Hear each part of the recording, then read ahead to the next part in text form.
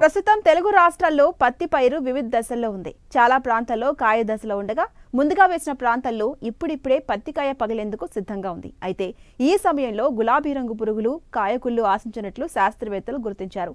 వీటి నివారణకు ఎలాంటి సమగ్ర సస్యరక్షణ చర్యలు చేపట్టాలో తెలియజేస్తున్నారు ఆదిలాబాద్ కృషి విజ్ఞాన కేంద్రం శాస్త్రవేత్త రాజశేఖర్.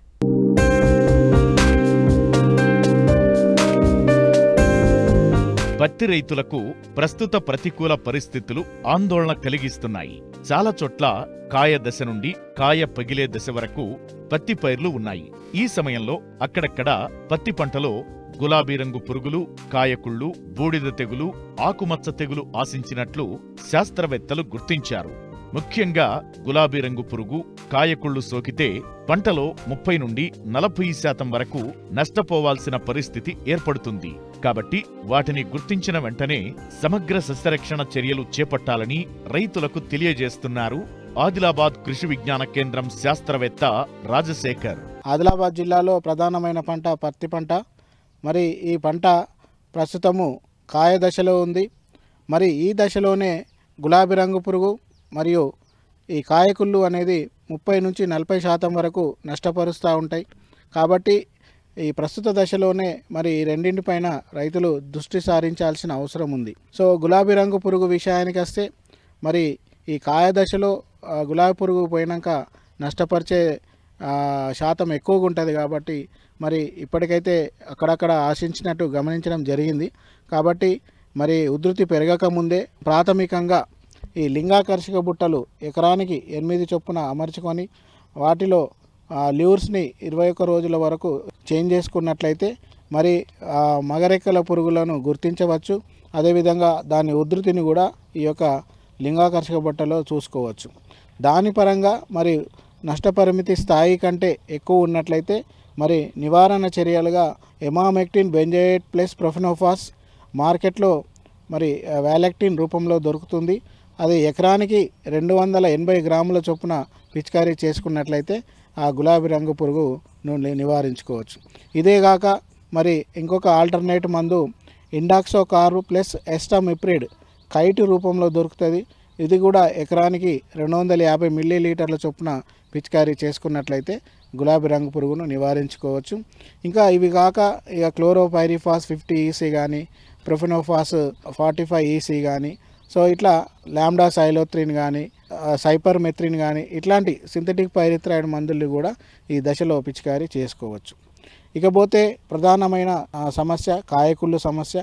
కాయకుళ్ళు అనేది అంతర్గత కాయకుళ్ళుగా ఉంటుంది. అదేవిధంగా బాహ్య కాయకుళ్ళు కూడా ఉంటుంది.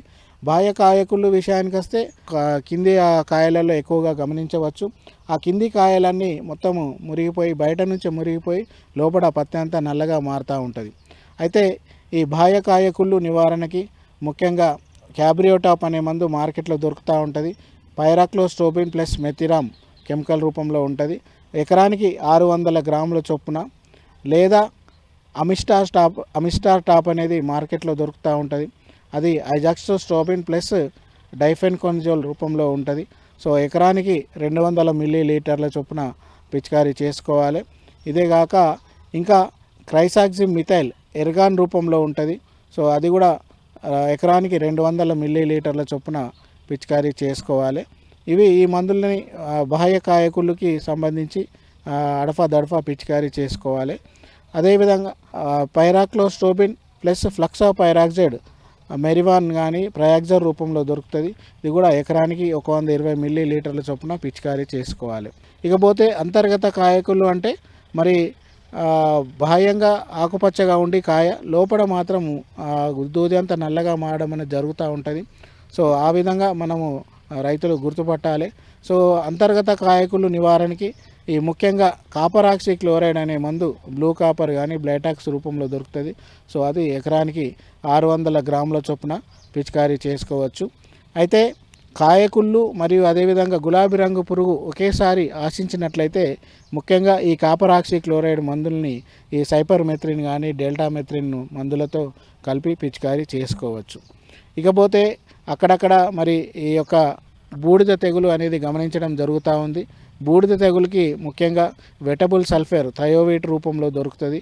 సో అది 1.5 గ్రాము లేదా 300 గ్రాములు ఎకరానికి పిచికారీ చేసుకున్నట్లయితే ఆ యొక్క బూడిద తెగుల్ని కూడా నివారించుకోవచ్చు. ఇకపోతే ఆకుమచ్చల నివారణకి టెబుకోనజోల్ ప్లస్ ట్రైఫ్లోఆక్సిస్ట్రోబిన్ నేటివో రూపంలో దొరుకుతుంది. అది 120 గ్రాములు ఎకరానికి పిచికారీ చేసుకున్నట్లయితే ఈ ఆకుమచ్చ తెగుల్ని కూడా నివారించుకోవచ్చు. సో ఈ విధంగా పత్తి పంటలో ప్రస్తుత దశలో ప్రధానమైన సమస్యలు, వాటి నివారణ చర్యలు చేపట్టినట్లయితే మంచి దిగుబడి వచ్చే అవకాశం ఉంటుంది.